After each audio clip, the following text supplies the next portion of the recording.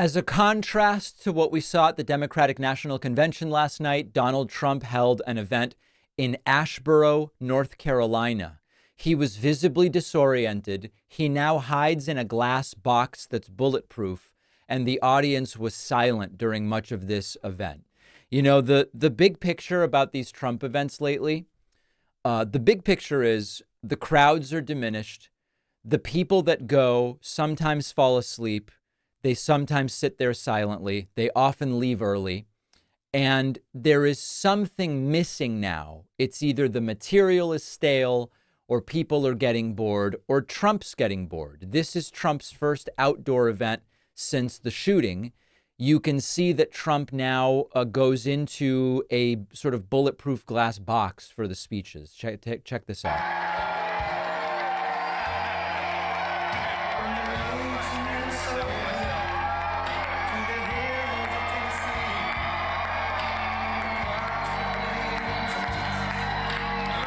All right, so as Trump is waving, you see the enclosure, which he eventually stands behind. Now, as a quick interlude before we hear from Trump, J.D. Vance introduced Trump, and he said something that he has said before, which doesn't make any sense. With that, so they tried to put him in prison, and they even tried to kill him.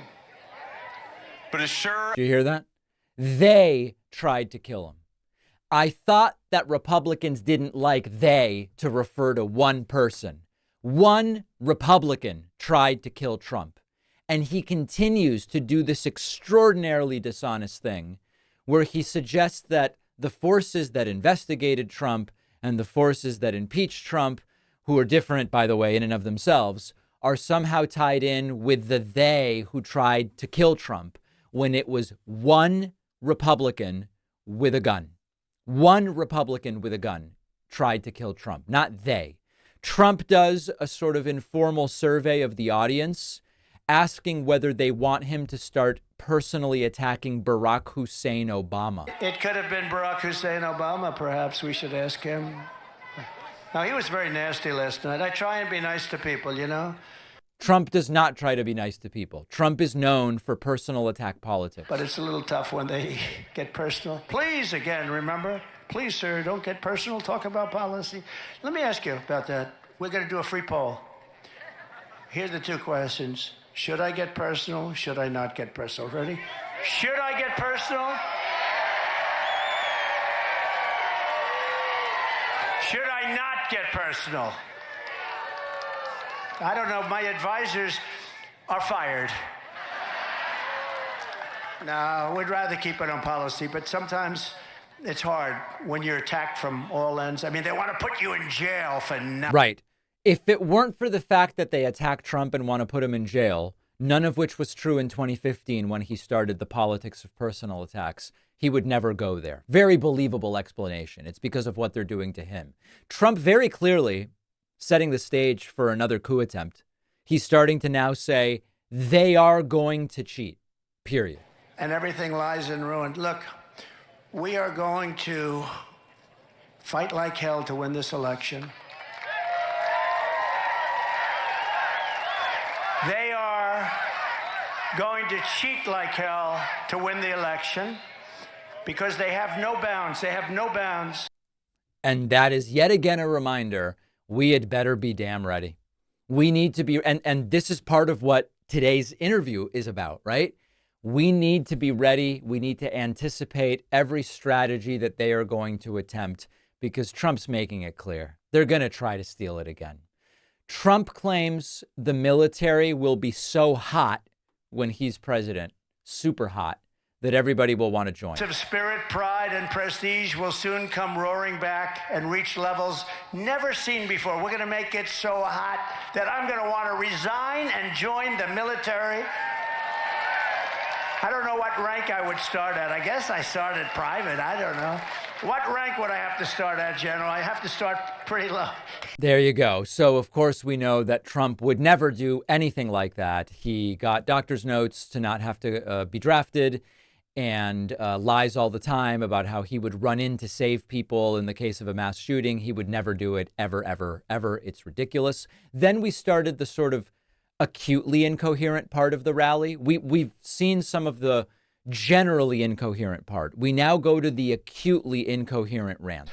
We had goggles, brand new, right out of the box. You know, they didn't fight at night because they never had goggles, right? Good fighters. Right. They never had goggles. Now they have brand new goggles. We had goggles.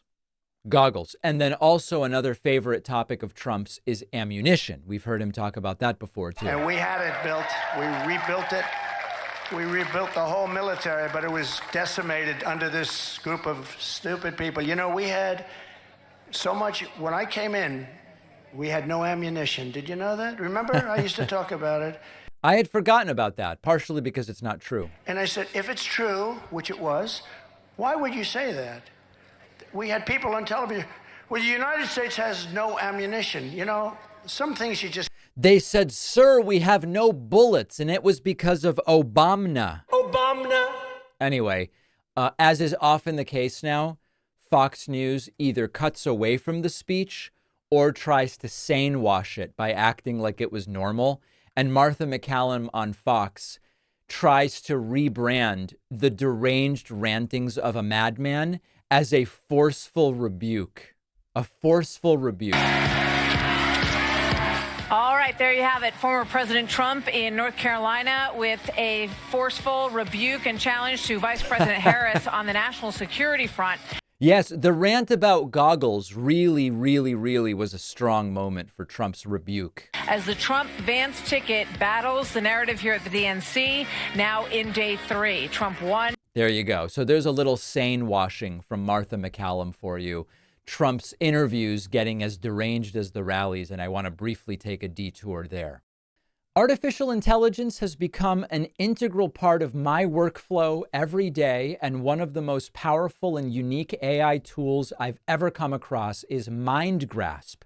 Whether you're a student or you're at work or in your personal life, our sponsor Mind Grasp can transform your day-to-day productivity and the way you consume information, because Mind Grasp is a learning tool that lets you interact with any content. Upload a file from your device with a large volume of words involved, or paste a hyperlink, could be a web page, a PDF, a Word document, PowerPoint, even audio and video files, and instantly Mind Grasp will create thoughtful notes and summaries about the content.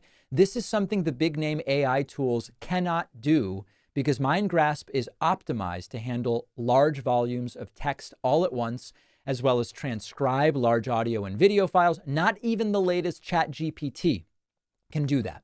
And Mind Grasp is perfect for students because it can also create amazing quizzes, flashcards, study guides, references, and Q&As based on the content. The Mind Grasp Chrome extension is even compatible with Canvas, Blackboard, and Panapto. To further streamline your work and school routines, try Mind Grasp for free today at davidpakman.com/AI. The link is down below.